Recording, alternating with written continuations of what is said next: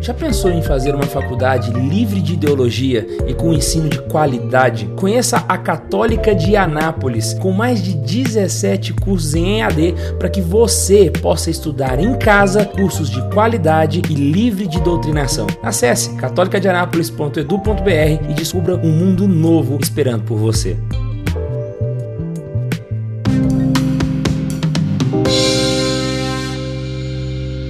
Se quem salva é Jesus, por que a Igreja Católica diz que fora dela não há salvação? Porque ela afirma isso mesmo.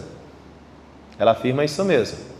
Desde os primeiros tempos do cristianismo, a catolicidade da Igreja significa tanto universalidade, ou seja, a única Igreja em todas as partes, quanto autenticidade, ou seja, no sentido de que a católica é a verdadeira.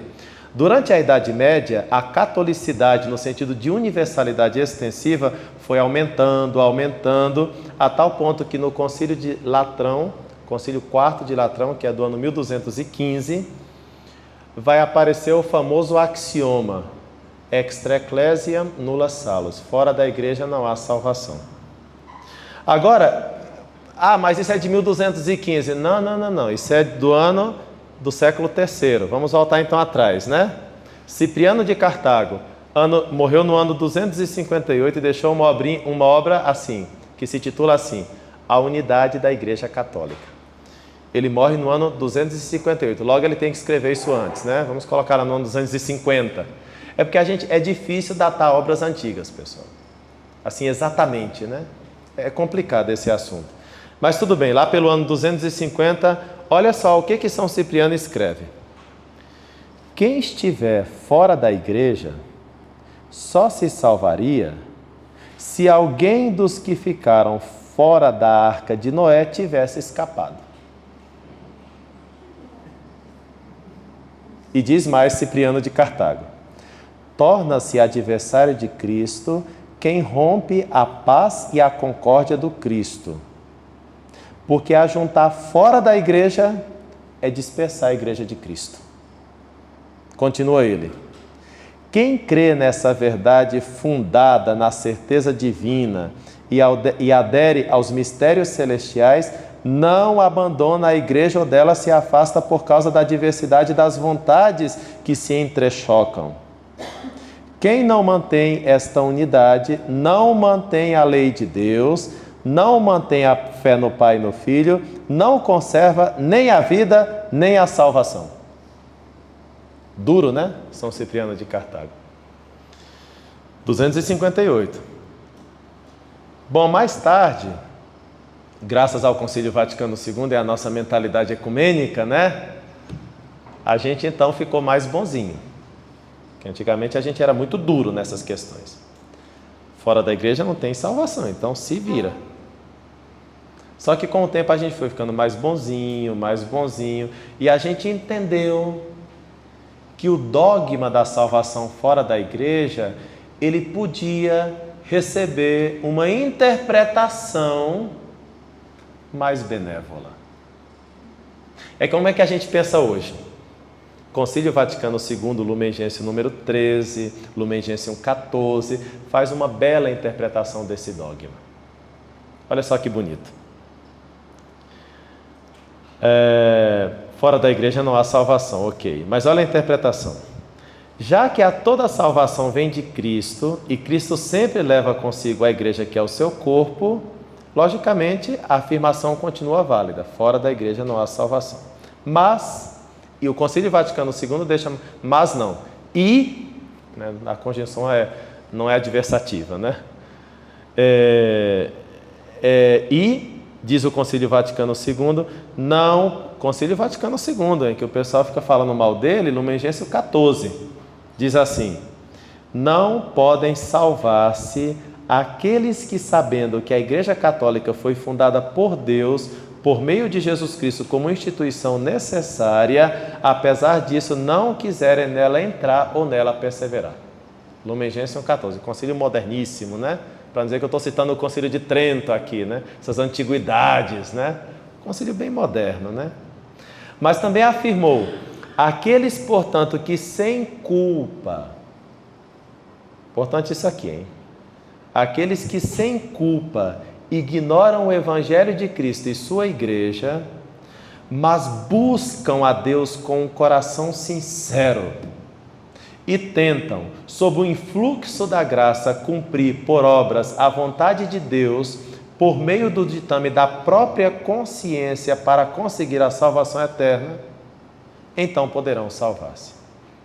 Mas se essa salvação se der, ela se dá em Cristo e na igreja. Vamos ver. O meio ordinário para salvar-se é a igreja. Sua fé, seus sacramentos, sua organização, os meios ordinários. Mas o Espírito Santo não está amarrado na Igreja Católica. O Espírito Santo sopra onde quer. Não diz a palavra de Deus? O Espírito Santo sopra onde quer. João capítulo 3, né? Lá na conversa com Nicodemos. Lembram? Então o Espírito Santo pode suscitar verdades, bondades em ambientes que estejam fora dos muros visíveis da Igreja Católica. Por exemplo, tudo que Deus suscitou através de Platão, de um Aristóteles. Tanto é assim que, assim como São Cipriano escreve no século IV essas palavras tão duras, São Clemente de Alexandria também no século IV escreve uma coisa que não é tão rigorosa, que ele fala assim, olha só que bonito, São Clemente de Alexandria. Assim como no povo judeu existe uma economia da revelação, assim entre os pagãos existe uma espécie de economia da filosofia. Assim como Deus se revelou sobrenaturalmente ao povo judeu, revelou-se de maneira natural através do povo pagão. De alguma maneira. Portanto, se essas pessoas que estão lá no interior da Amazônia, na China mais profunda, sem nenhum acesso ao Evangelho de Jesus Cristo e muito menos à igreja, nada. Mas elas entendem que não pode, que tem que fazer o bem e evitar o mal. Elas entendem que não pode bater nos pais. Elas entendem que não pode matar o semelhante. Elas entendem que existe uma aspiração profunda à felicidade e tentam viver de acordo com aquilo que eles entendem. E eles só têm acesso a isso. Poderão ser salvos. É que eles não podem ser culpados por aquilo que eles não conhecem. Me entendem? Igual, por exemplo, uma senhora deixa a igreja católica para viver numa igreja pentecostal.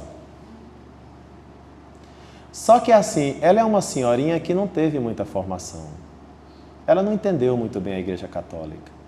Como a maioria das senhorinhas e dos senhorinhos que estão por aí, né? E dos jovens e dos velhos e tal, né? Existe uma falta de formação tremenda, né? Tremenda. Então essas pessoas passam para uma igreja, essa velhinha, essa senhora, ou esse jovem, passa para uma igreja pentecostal. E lá eles começam a ler a Bíblia e ficam entusiasmados com a Bíblia e descobrem que é a Bíblia e Jesus Cristo é meu Salvador e rezam e cantam e aleluia e glórias, e aí começa a entender, não, lá em Êxodo capítulo 20 fala que não pode fazer imagem, então não pode fazer imagem, os católicos são idólatras e eles não vão se salvar e eu estou salvo, aleluia, né? E que maravilha, agora eu encontrei a salvação, encontrei Jesus. Mas ela fala isso com o coração reto. É verdade, essas pessoas, muitas delas falam de maneira autêntica, né? Vocês conhecem muitos protestantes com o coração autêntico, bons, né? E na verdade, na cabeça deles, aquilo é o correto mesmo, né? Eles são capazes de brigar com você para você se converter à verdade, porque na cabeça deles aquilo é a verdade. Eles não entendem a maravilha da confissão, não entendem a maravilha da comunhão, não entendem a maravilha de João capítulo 6, não entendem a maravilha de Mateus 16, 18, nem de 18 e 16. Não entendem muita coisa, mas eles entenderam isso, que Jesus Cristo é meu Salvador, que a Bíblia é a palavra de Deus e que eu tenho que orar. Pronto. Ele entendeu? Então tá bom. E faz isso de boa vontade, com o coração reto. Não é porque, sabe, existe uma retidão de coração. Claro que essas pessoas poderão salvar-se. Só que quando elas chegarem no céu, elas vão descobrir o seguinte. Chegou lá, bateu na porta, encontram São Pedro. Assim, São Pedro, com o São bem grandão. Tá?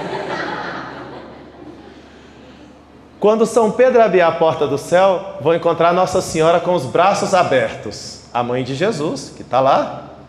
E Nossa Senhora vai dar um abraço nessa senhorinha. Ela vai dizer, nossa, então tudo era assim mesmo, era verdade. A senhora é a mãe de Jesus, além do mais, existe um carinho especial pela senhora e tal. E a Nossa Senhora vai dizer para ela, pois é. E como eu sabia que você não tinha acesso a outro conhecimento, eu intercedi por você. Lutei por você. E consideramos aqui no céu o seu não conhecimento dessas verdades. Só que, claro, toda a salvação que chegou a você, chegou pela Igreja Católica sem você saber. Então você salvou-se na Igreja Católica sem você saber. Porque, vocês já foram no Salto do Itiquira? Eu já fui, é fantástico. Tem coisas melhores, mas é fantástico. Então você chega no Salto do Itiquira, assim, a mais ou menos 200 metros, você já fica molhado, né? Porque o jato de água faz com que você fique molhadinho, 200 metros. Né? Então eu penso assim, sabe? O católico é aquele que está lá debaixo do jato, recebendo todas as graças, todos os sacramentos, a fé na sua plenitude, o regime que Jesus deixou, com 266 papas nessa grandiosa história do cristianismo, com todos os erros dos católicos durante 2000 anos, mas mantendo a santidade da igreja também nesses 2000 anos, ele está lá. O crente entusiasmado é aquele que está a 200 metros, mas chegam as gotinhas de água, ele pega, ele aproveita, ele gosta daquilo, é o que ele tem, ele aproveita tudo o que ele tem. Essas pessoas são ótimas. Só que a água está vindo do Salto do Itiquira. As graças estão vindo da igreja. Porque a palavra de Deus é da igreja. Até falei do ano 300 e a escolha dos livros. A graça vem pelos sacramentos. E qual é o sacramento que nos faz entrar na igreja? O batismo. Que se for um batismo válido, é um batismo católico. Se um luterano é batizado validamente e é válido, esse batismo é católico. Porque existe um só batismo, uma só fé, um só Senhor. E por isso nós católicos não batizamos de novo. Quando um protestante se converte, a gente não os batiza. Porque talvez já foi batizado na igreja católica. 2, porque se não foi batizado na igreja católica, é aquele batismo luterano, ou presbiteriano, ou batista, ou assembleia, tem uns que não é válido não, tá? Que não são válidos. Mas os que são válidos, como é que nós avaliamos que são válidos? Porque foi batizado com água natural, em nome do Pai e do Filho e do Espírito Santo. Que é o que nós temos na tradição e na Escritura. Se foi batizado dessa maneira, a gente não batiza de novo, está válido. Portanto, esse batismo é católico, porque não tem 2 batismos. Um só Senhor, um só batismo, uma só fé. Entenderam? Então, as graças que chegam lá, chegam como que em jatos de gotas de água que eles sabem aproveitar. E nós que estamos debaixo da cachoeira não sabemos aproveitar. Participamos de uma missa de qualquer jeito, não lemos as Escrituras, não veneramos a Santíssima Virgem como deveríamos, não fazemos aquilo que deveríamos fazer no nosso dia a dia, estando debaixo do Salto do Itiquira, recebendo um jato de água sem aproveitar tudo aquilo, né? E eles que não estão debaixo do jato, as poucas gotas que chegam, eles ficam ensopados com aquilo, né? Então, quer dizer, é muito bom pensar essas coisas, porque a gente, ao mesmo tempo que mantém a firmeza na fé, a gente entende que as pessoas, na sua estrutura mental, elas têm seus processos. E é importante respeitar os processos das pessoas. Ontem mesmo, eu comi pizza com um presbiteriano. E foi super legal a conversa. Muito boa a conversa, foi fantástica. Engraçado que ele é professor de escolinha dominical na igreja dele. E sabe que livro ele utiliza na escolinha dominical? As Virtudes Fundamentais de Joseph Pieper, que fala de prudência, justiça, fortaleza, fé, esperança, caridade, e é um livro de um católico. E ele falou que nos livros católicos que ele tem lido, que por sinal ele gosta muito, ele encontrou a palavra direção espiritual, e que isso não existe lá. E ele perguntou a mim, padre católico, se posso ser diretor espiritual dele presbiteriano. Eu falei, posso. Pronto. Aí ele gosta muito de café, e ele me falou assim, olha, eu gosto, e eu falei, nossa, eu amo café também, né? E ele falou que não pode me convidar para tomar café na casa dele, porque senão a mãe dele vai pensar que o filho dela está se juntando com um papista, idólatra, romano. Eu entendo a velhinha.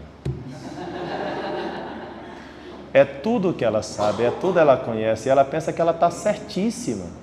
E pensa que nós somos os papistas idólatras, né? Então, quando a gente for tomar café, vou ter que encontrar, talvez aqui, a cantina da Faculdade Católica para tomar café com ele, porque na casa não pode, né? Tá bom. Pessoal, então entenda, uma coisa é que a gente tem firme o que a gente tem firme. Fora da igreja não há salvação. Mas como entender isso? Existem 2000 anos de entendimento dessa verdade de fé, tá? 2000 anos de entendimento dessa verdade de fé.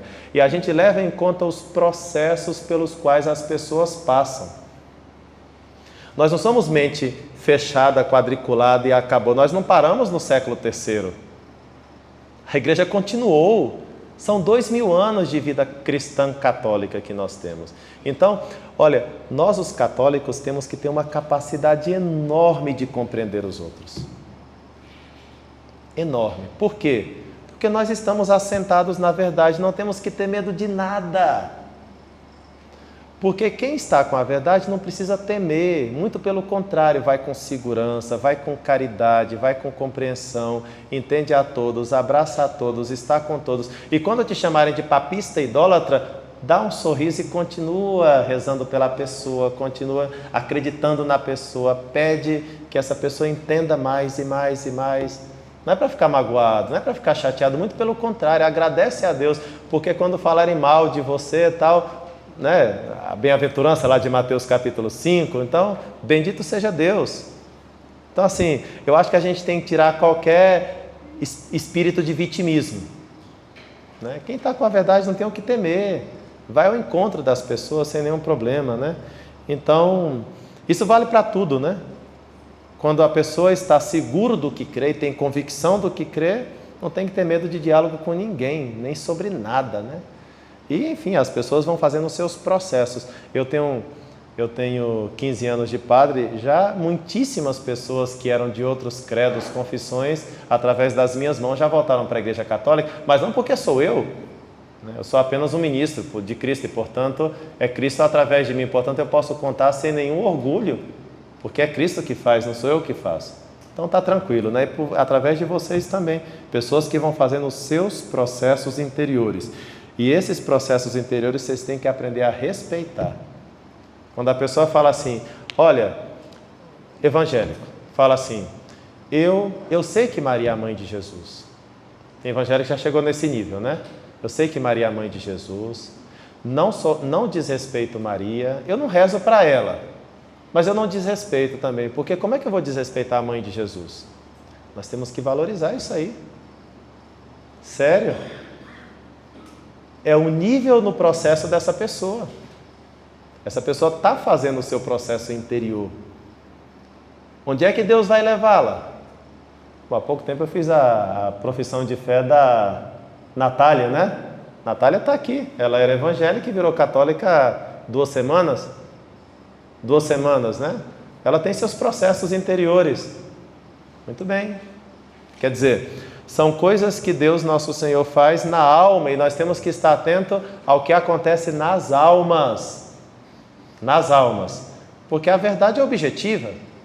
Está aí e nós podemos provar historicamente, biblicamente, pela tradição, por tudo, mas as almas é toda uma ciência e cada alma é tratada delicadamente por Deus. E nós também temos que aprender a tratar delicadamente cada alma, porque é criada por Deus, né?